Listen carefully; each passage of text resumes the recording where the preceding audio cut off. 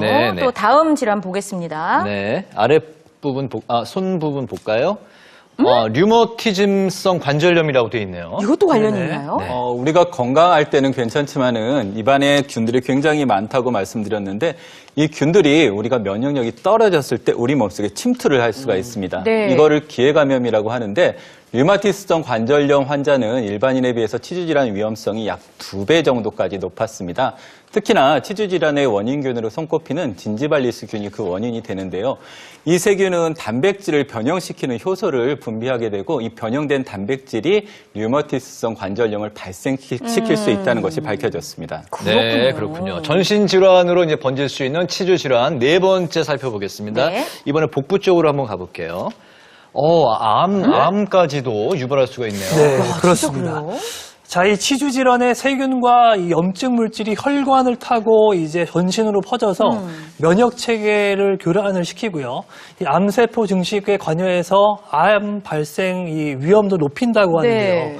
해외 연구 결과에 따르면 치주 질환자의 암 사망률이 2.4배가 더 높았고요. 그리고 특히 앞서 말씀드린 이 진지발리스균이 있는 경우에 췌장암 발병률이 약 60% 높아진다는 보고되고 있습니다. 야, 그렇군요. 췌장암까지.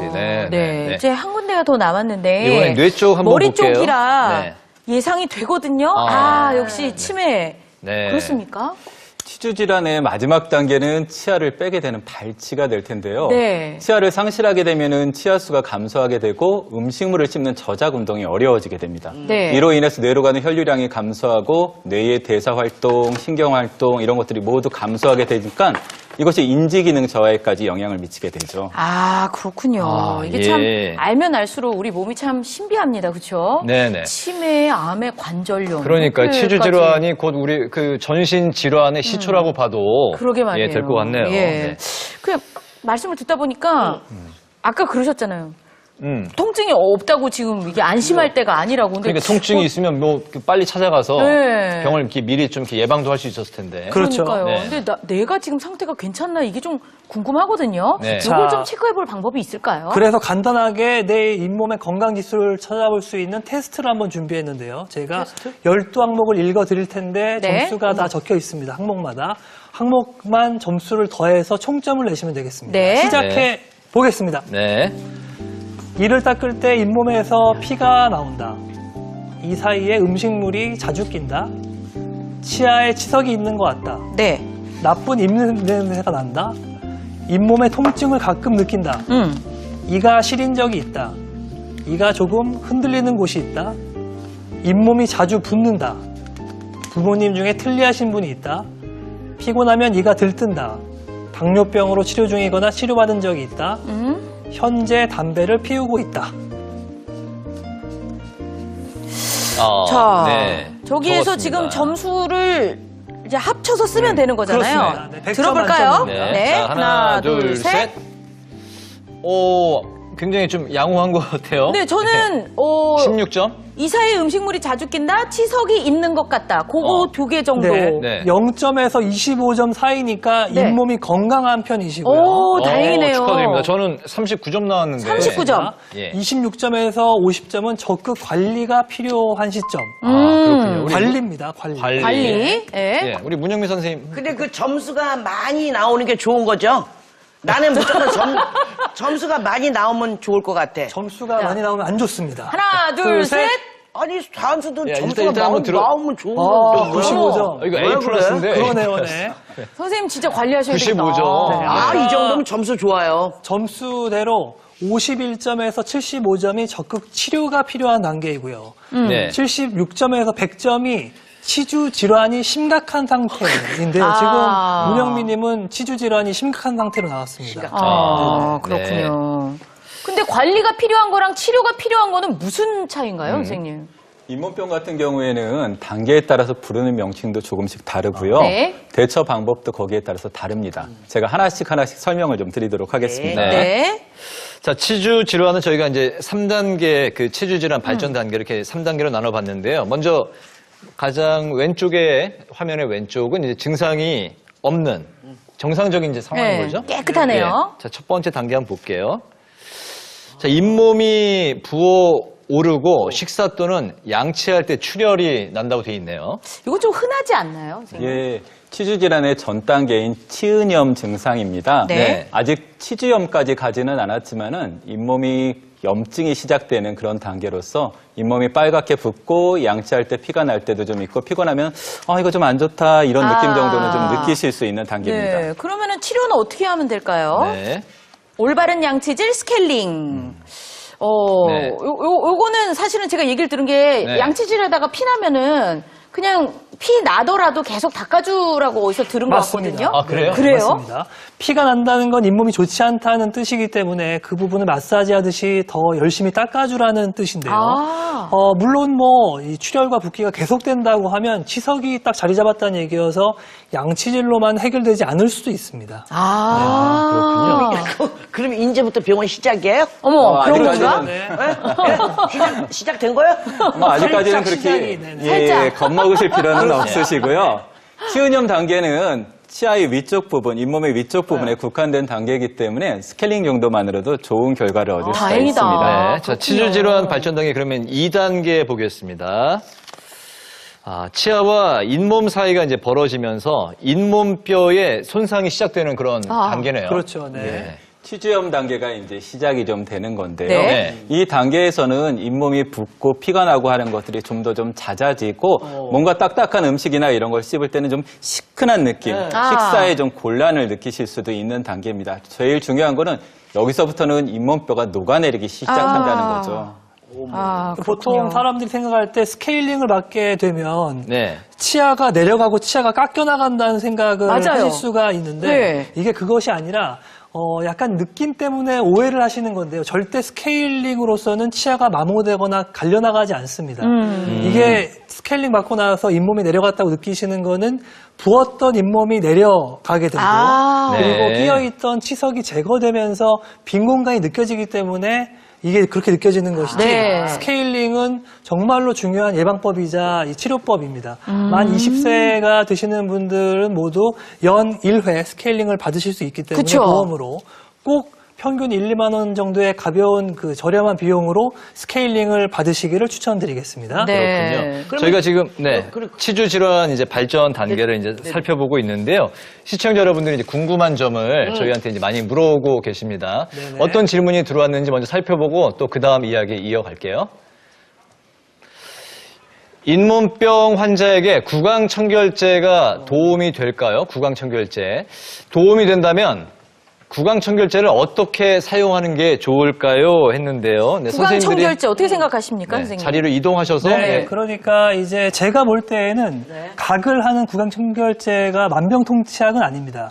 양치질이 꼭 필요하고 저녁에 주무시기 직전에 한 번 정도 쓰면서 세균을 줄이는 게 좋다고 생각하는데요. 어떻습니까, 원장님? 맞는 말씀입니다. 양치를 하실 때 양치마드로 칫솔이 안 닿는 부분은 구석구석 닦기가 좀 어렵거든요. 네. 그런 부분을 보조적으로 사용을 하시면 도움이 되지 이거 한 번 했다고 양치를 대체할 수는 없습니다. 너무 많이 사용하시면 구강 내 환경이 오히려 구강이 마르거나 세균의 수를 좀 줄여서 엉뚱한 균이 자랄 수도 있으니까요. 그런 경우는 좀 피하시고 하루에 한두 번 정도는 추천을 드릴 정도라고 말씀드릴 수가 있겠습니다. 네. 그러니까 뭐 양치법이 일단은 뭐 구강을 또 이제 치아를 건강하게 유지하는 데 기본이 되는 것 같아요. 네. 그렇다면 양치법 어떻게 제대로 하는 게 좋을까요? 자, 올바른 양치법을 배우기 전에 가장 먼저 점검해야 될 것이 다름 아닌 칫솔이 되겠습니다. 네. 자, 어떤 칫솔을 쓰시는지 저희가 미리 한번 네. 받아보았는데요. 앞에 나와 있는 칫솔들이 쭉 나와 있는데, 자, 이지연 씨는 구강 세정기와 함께 칫솔 2종류. 네, 여러 가지 쓰고 쓰시네요. 있어요. 여러 네. 가지. 왜냐면은 저 네. 하얀색은 제가 이제 그냥 이렇게 일반적으로 닦는 거고 저 분홍색은 사실은 거의 어린이들 사이즈인데요. 네네. 그걸로 네. 제일 안쪽에 이렇게 닦기 힘든 이 닦을 때 쓰고 구석구석 닦기 위해서? 네, 그리고 저 구강세정기는 다 이를 닦은 다음에 네. 다 양치를 해냈는데도 저걸로 한번 쫙 하면은 사이사이에 끼어있는 치약이 또 거품이 나오더라고요. 네네. 그래서 저는 엄청 복잡하게 써요. 어. 잘하고 박수예요? 계십니다. 네. 오, 박수 칠 거야, 좋습니다. 네, 자, 치아 관리 진 이지연입니다. 그런데 신동진 씨는 요 전동 칫솔 하나만 사용하시는군요. 예, 저는 원래는 일반 칫솔 썼었는데 사실 이제 뭐 전동 칫솔이 그 전부터 집에 좀 있었어요. 네네. 그래서 이제 호기심으로 한번 써봤는데 느낌이 되게 상큼하고 힘들이지 않아도 구석구석까지 뭐 옮겨 다니면서 해줘가지고 네네. 편하고 저게 굉장히 도움이 되겠다 싶어서 그때부터는 계속 쓰고 있거든요. 한 2년 좋습니다. 됐어요. 잘하고 계십니다. 이렇게들 관리들을 하니까 점수가 그렇게 낮게 나왔군요. 정말 관리해야 될 사람은 저 아니에요? 근데 선생님, 저도 그러면 전동 칫솔 쓰는 거 이거 바꿔버릴까? 저도 그냥. 그러면 저도 한 30, 뭐 이렇게 몇 점으로 좀 좋아지는 걸로. 확 그럼 낮춰질까요? 어떻게 할까요, 전동으로 문영민 좀 선생님? 바꾸면 어떨까요? 요즘 이 전동 칫솔들 많이들 사용을 하시죠. 사실 전동 칫솔은 혼자 양치질하기 어려우신 분들을 위해서 의료용으로 개발된 제품입니다. 이후에 일반인들을 위해서 많이 제품들이 개선이 되고 상품화되기는 했지만 아직까지 저는 일반 칫솔을 써서 구석구석 이를 닦는 방법을 좀 더 추천을 해드리고 있고요. 물론 뭐 이미 집에 전동 칫솔이 있으면 그 두 가지를 병행해서 쓰세요. 아침에 좀 잠도 덜 깬 상태에서 양치하시고 시간도 없고 이러면 전동 칫솔로 이렇게 좀 하시고 저녁 때 시간적으로 여유가 있고 또 화장도 지우고 이러실 때는 일반 칫솔을 써서 좀 꼼꼼하게 닦으신다면 두 가지 장점을 모두 사용을 하실 수가 있습니다. 네. 네. 그러면은 잇몸 때문에 좀 고생하고 계신 분들께 선생님들께서는 어떤 양치를 좀 아니면 어떤 도구 뭐 네. 어떤 거든 간에 어떻게 좀 추천해 주실 수 있을까요? 잇몸이 안 좋으신 분들께 쓸 수 있는 보조 도구로서 바로 두 가지를 추천드릴 수가 있겠는데요. 오. 바로 다름 아닌 치실과 치간 칫솔이 되겠습니다. 네. 아무리 우리가 칫솔로 양치질을 잘한다고 해도 이 치아와 치아 사이의 틈새 그리고 치아와 치아 사이의 면을 닦을 수는 없는데요. 그래서 이렇게 치실 같은 경우에는 치아 사이사이가 좀 틈이 좁은 분들한테 치실을 쓰게 추천드리고 치아 사이 공간이 많은 분들은 이 치간 칫솔로 해서 그 사이를 닦으시기를 추천드리고 있습니다. 근데 저도 이게 그 전에 그 치실을 써봤는데 한 번에 이게 확 들어가다가 맞아, 잇몸에서 이제 맞아. 피가 저도 그런 적 나와가지고 있어요. 그다음부터는 사실 좀 약간 겁이 나서 못 쓰겠더라고요. 이게 치실 안 아프게 좀 잘 쓰는 방법 좀 알려주시겠어요? 설명드리겠습니다. 보통 너무 얇은 치실, 그러니까 정말 실처럼 생겨있는 치실을 쓰게 되면 말씀하신 것처럼 잇몸에 상처가 날 수가 있는데요. 제가 조금 과장을 했지만 치실 중에 이렇게 면처럼 국수 면발처럼 납작하게 생겨있는 치실이 있습니다. 있더라고요. 네. 이런 걸로 사용하시면 잇몸의 상처를 줄일 수가 있고요. 사용법을 설명드리면 한 30cm 정도로 치실을 자른 후에 중지나 검지에 이렇게 말아서 치아 사이사이를 닦아주는 건데요. 아까 말씀드렸던 것처럼 치아 사이사이를 넣을 때 너무 한꺼번에 콱 이렇게 들어가면 저 순간이야. 잇몸에 상처가 납니다. 피나고. 그래서 팽팽하게 당긴 후에 슬금슬금 톱질하듯이 들어가서 탁 하고 들어간 후에 위아래로만 움직이는 것이 아니라 구두 닦는 것처럼 치아의 면을 닦아주시는 게 중요합니다. 살살 다뤄줘야 살살. 되는군요. 살살 다듬어 주시고 또 뺄 때에도 위로 뻑 이렇게 하는 것이 아니라 옆으로 빼내 주시거나 아니면 살짝 들어 올려서 치아와 보철물과 잇몸에 무리가 가지 않도록 닦아주시는 게 중요하다고 하겠습니다. 그렇군요. 네, 네. 아니 그나저나 저기 칫솔 이런 이야기를 듣다 보니까 네네. 우리 선생님들은 어떤 칫솔을 쓰시는지 궁금한데요. 정말 그거 따라하면 되는 거 아니에요? 네, 정말 뭐 좀 배우고 싶어요. 저희가 특수한 거 쓰실 거. 특별한 칫솔을 사용하진 않고요. 저는 이제 마트에서 쓰는 1+1 칫솔을 그래요? 쓰는데 묶음으로? 어떻습니까, 원장님? 의외네요. 저도 좋은 칫솔을 사서 하나 갖고 오래 쓰는 것보다는 네네. 자주 교체하시는 걸 좀 많이 권해드립니다. 맞습니다. 이렇게 중요한 것이 네. 어떤 칫솔이 중요하냐보다 칫솔의 교체 이 주기가 중요합니다. 그러니까 보통 너무 오래 쓰거나 자주 쓰거나 하게 되면 이 칫솔모가 벌어지죠. 해블레하게 이렇게 자유분방해지는데 이렇게 되면 이 플러그가 잘 닦이지도 않고 네. 잇몸에 상처가 나니까 적어도 3개월에 한 번 정도는 이 칫솔을 교환하시기를 추천드리겠습니다. 3개월마다 교체. 그러면 네. 선생님 치약은요? 치약 요즘 엄청 고르기가 너무 힘들어요. 뭐 미백, 치약, 무슨 치석, 잇몸병, 시린데 하는 거, 예. 무슨 약, 뭐 몇 센치, 어마어마합니다. 뭐 써요? 요즘 그 기능성 치약들도 많이 좀 나와서 많이 네. 물어보셨고 특히 많이 물어보시는 게 미백 치약 같은 경우 제가 많이 질문을 받거든요. 근데 미백 치약을 쓰시면서 여러분들이 생각하는 그런 새하얀 치아의 효과를 얻기는 좀 어렵습니다. 미백 치약의 안에 들어있는 과산화수소라는 농도가 실질적으로 치아를 밝게 만드는 성분인데 치약에는 그게 그렇게 고농도로 들어갈 수는 없고요. 그나마 적은 농도도 침과 섞이게 되면 더 효과가 좀 떨어집니다.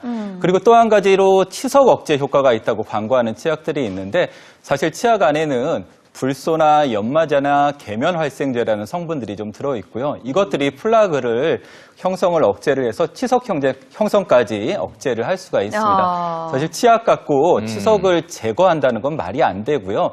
치석은 치과에서 스케일링을 통해서만 제거가 가능하십니다. 네. 저 치아가 시릴 때는 시린 치약 쓰고 그 나머지는 그냥 내가 편한 치약들 많잖아. 그냥 막 그거 쓰면 되겠네요. 예, 맞습니다. 사실 어떤 치약을 쓰냐, 칫솔을 쓰냐가 중요한 게 아니고요. 네. 칫솔질을 어떻게 하시느냐가 더 중요합니다. 네네네. 우리 문영민 선생님 같은 경우에는 잇몸이 좀 특히 더 안 좋으시다 그러는데 평상시에 칫솔질을 어떻게 하시는지. 자, 제가 예. 궁금합니다. 성격이 굉장히 터프합니다. 아, 그렇죠. 네. 네, 그렇죠. 아는 사람 다 알아. 이거 뭐 언제 벌 주고 이거 안 해. 딱 이 상황에서 아이고야, 아이고야. 아이고야. 거의 유리창 청소하는 것 같은데. 이렇게 하고 네. 대충 이제 들어서 여기 퍽퍽 쫙 닦고 쫙 한 번씩 여기 닦고 아이고야. 네. 이런 데 못 대청소를 닦고 하시는데. 그리고 혓바닥 한번 대번 쫙쫙쫙쫙 닦고 아, 혀까지. 끝! 끝. 깔끔해. 더 이상 깔끔할 수는 없어. 어떻게 해요? 예, 어떻게 보셨습니까? 그러니까요. 정말 지금 폭풍 하셨던 칫솔질. 부분은 정말 95점짜리. 아까 95점 나오셨죠? 네네네. 잇몸을 상하게 할 수 있는 칫솔질입니다. 그래서 95점이 된. 반어법이었네, 반어법. 그렇구나. 예. 일단 지금 칫솔질을 하시는 분들이 매일매일 칫솔질을 하지만 사실 익숙하지가 않으시거든요. 오늘은 저희 치과 의사들이 어떻게 하고 있는지 칫솔질 방법을 한번 보여드리도록 하겠습니다. 아, 네. 네네네. 자, 칫솔질 하는 방법은 생각보다 굉장히 많습니다. 그 중에 저는 두 가지 방법을 좀 사용을 하고 있고요. 첫 번째는 여러분들이 치과 가시면은 가장 많이 배우시는 거, 회전법이라는 방법입니다. 회전? 자, 이렇게 칫솔모를 잇몸 쪽에 대고선 이렇게 쓸어 내리면서 비질하면서 이렇게 손목을 돌리면서 닦아주시는 방법입니다. 손목을 회전한다고 해서 회전법이라는 이름이 붙어 네. 있습니다. 아니 비질하면은 이게 비질 별거 아니잖아. 근데 나 왜 이렇게만 했지? 이렇게 비질하듯이. 비질하듯이. 예, 그렇게 하시면 되고요. 예. 또 있어요? 비질 두 번째 방법은 동일하게 칫솔모를 잇몸 쪽에 갖다 대는데 아까는 잇몸에 댔다면 지금은 이 칫솔모를 잇몸과 치아 사이에 틈 속에 집어넣는다는 느낌으로 넣으시고 진동을 주시는 거예요. 진동을 주시고 띄었다가 진동을 주시고 주의하실 점이 잇몸 같은 경우에는 이렇게 물결 무늬를 갖고 있다 보니까 칫솔을 댄 채로 이렇게 움직이시면 네. 잇몸이 상하게 됩니다. 그래서 한 번 진동을 주시고 띄었다가 옮겨서 진동, 띄었다가 옮겨서 진동. 이걸 바스법이라고 하는데요. 잇몸이 안 좋으신 분들한테 굉장히 좋은 칫솔 방법입니다. 네, 나 알겠습니다. 60평생 살면서 내 이 나가지고 칫솔질하면서 근데 한번 그렇게 하셔야 노력을 해보세요, 선생님. 한 번도 안 해봤어. 아, 네. 그렇게 하셔야 돼요. 오늘 제대로 배웠어요. 그러니까요. 네, 네. 설명해주신 두 선생님께 박수 보내드립니다. 감사합니다. 네, 일단 자리로 이제 돌아가 주시면 되겠습니다. 네. 저희가 이제 아까 두 선생님이 원래 이제 자리에 계실 때 치주 질환 발전 단계에 대해서 이제 이야기를 나눠보고 있었는데. 이제 끝 단계예요. 네. 그 치아와 잇몸 사이가 벌어지고 잇몸뼈가 이제 손상되기 시작할 때, 요때 이제 또 치료법도 궁금하거든요. 한번 볼까요? 치료. 자, 짠. 아, 잇몸, 역시 잇몸 치료가 필요한 거군요. 그렇습니다. 네. 잇몸 네네. 치료를 해야 되는 상황인데요.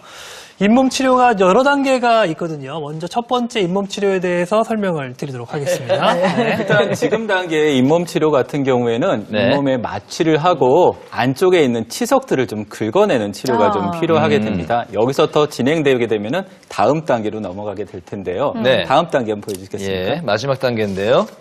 예, 이게 이제 네. 치주염이 굉장히 진행된 상태고 이때부터 잇몸뼈가 녹고 치아가 치아가 흔들리고 흔들리네요. 씹기 좀 어려운 상태가 좀 되실 수가 좀 있습니다. 그렇군요. 네, 네. 이제 이럴 때 이제 시큰거리기도 하고 이제 느낌이 그렇죠. 오는 거죠. 그렇죠. 네. 아프고 흔들리고 맞습니다. 뭔가 불편하고. 맞습니다. 그럼 이럴 때는 어떻게 치료를 해야 되나요? 자, 치료법 치료법 볼까요? 볼게요. 그렇죠. 이렇게 우리 눈에 수술을 해야 보이지 되네요. 않는 잇몸 아랫부분까지 치석과 염증이 기어 내려가게 되면 치주 질환이 됐다. 시작됐다라고 보고요. 잇몸 치료에 들어가는데 국소 마취를 하고 여러 군데 이제 구역을 나누어서 균 덩어리를 제거하는 수술 잇몸 치료를 받으셔야 되겠습니다. 네, 야, 네. 그러면은 이때 아이고. 그 얘기가 네. 나오는 건가요? 이게 어떡하죠? 치아 또 발치 뭐 이런 얘기도 나오는 건가요? 그렇죠. 이미 진행이 많이 좀 되고 그런 상태에서는 고름도 나오고 피도 나고 이런 상태가 됐기 때문에 네.